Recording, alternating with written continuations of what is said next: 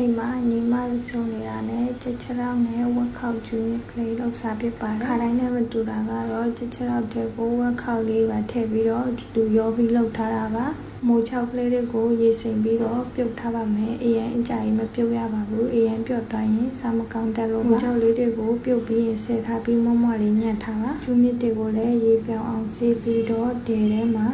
လော်ပေးပါမယ်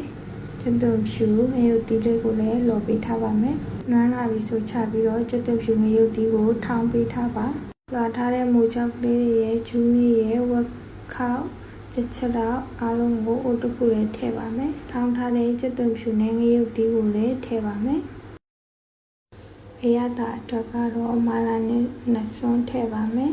ပါဝင်ပစ္စည်းနဲ့ဆိုရင်တော့တစ်စွန်းလောက်ပဲထည့်ပေးပါငါမျိုးဆက်မာလာမုံကိုလည်းထည့်ပေးပါသူကတော့ငံတက်တာမို့အရင်ဆုံးနည်းနည်းချင်းစီထည့်တာပိုကောင်းပါတယ်ပြီးရင်ခရူးစီထည့်ပါပင်းငံပြားရည်အကြည့်ထည့်ပေးပါအားလုံးထည့်ပြီးပြီဆိုရင်တော့သမအောင်တေချာနဲ့အောင်မွေပေးရပါမယ်အရသာတွေဝင်အောင်လို့တေချာမွေပြီးပြီဆိုရင်နန်းလော်လေးကိုထည့်ပါမယ်နန်းလော်မကြရင်မထည့်လဲရပါတယ်ကျွန်မကတော့3စွန်းထည့်ထားပါတယ်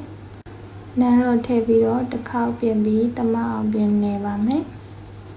အားလုံးရောနေပြီးပြီဆိုရင်တော့အရသာလေးကိုမြည်ပြီးတော့လိုအပ်တာလေးထည့်နိုင်ပါတယ်အရသာလေးအတော်ပဲဖြစ်သွားရင်ဘူးရဲကိုထည့်ပြီးတော့ရေကတက်တာအေးကန်ထဲမှာ10မိနစ်လောက်ခဏထားလိုက်ပါမယ်